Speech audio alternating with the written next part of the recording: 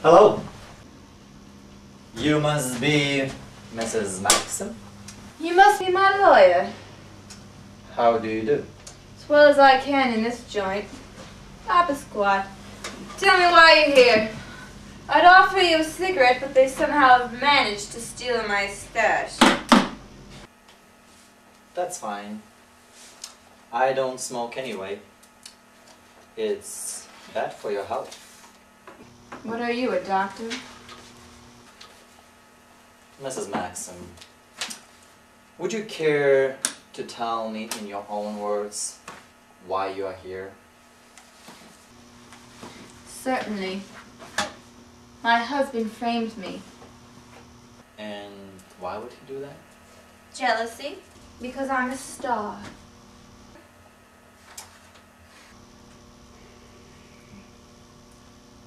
Perhaps I should explain? If you would. All right then. We were married a year ago, and we were very happy at first. Oh, darling, this is wonderful. Wonderful. I knew you'd want the best, baby. And I only got you the best. Are you sure we can afford something this exquisite? No worries. My baby's gonna be a star. You really think so? My crazy girl. I'll love you no matter what you are. But then, we didn't have the money. I wasn't a star yet, I was an amateur actress. Steve was worried all the time. He'd come home and just stare at his dinner, wondering how we'd pay the bills, how we could afford to stay in our house. I told him we could move, but he wanted to stay. So, I began to lie to him. I told him I had an agent. I was trying to ease his worries. Told him I was getting jobs. I began talking on the phone while he was home. I talked for hours when no one else was on the other line. And he believed you. Of course. Why wouldn't he? Only problem is, I couldn't come up with the money for the jobs. Until one day, I did get a call. And then I got an offer from agents, producers, directors to make movies. I go every day to get my hair done, my nails done, my pictures taken. I had to buy clothes and champagne. I think Steve began to feel left out of it all. You didn't include your husband in any of these activities? I tried to, but he didn't want to come along in any of them. He was completely unsupportive. Like he didn't want it anymore. Like he wanted me to fail. Then came my big press shoot. I was expecting dozens of reporters, photographers to come to my film premiere. I got all dressed up for the show. I put on my best gown and did up my hair and flowered myself in perfume.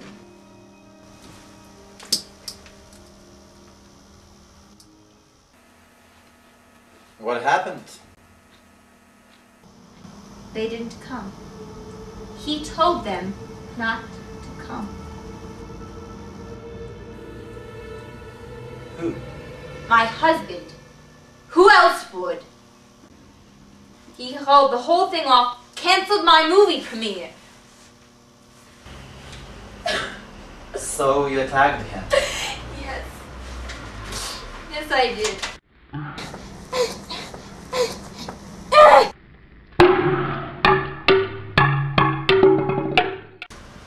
I was angry. Of course. He called the police. And now I'm here. You know the rest of the story. I suppose you're here to discuss my trial. When is it? We ought to let the press know. They're going to be all over this one. There isn't going to be a trial, Mrs. Maxim. And even if there was, I doubt the press would be all over it. What? My husband's not charging me for assault? No. Or divorce? He's not.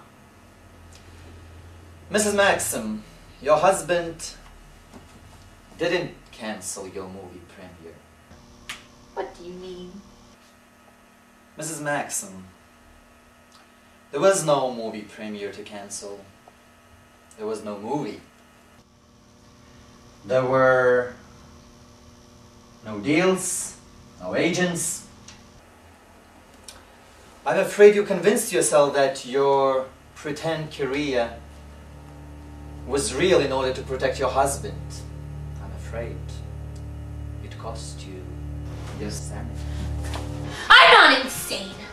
I'm a movie star. I'm the great Madame Maxim. I am not insane. I'm a great movie star. Mrs. Maxim, I'm not even your lawyer. You got it right earlier. I'm a doctor. A psychiatrist. I'm here to assess you. Assess me? For what? My dear, your husband did not call the police that night. This is not a jail.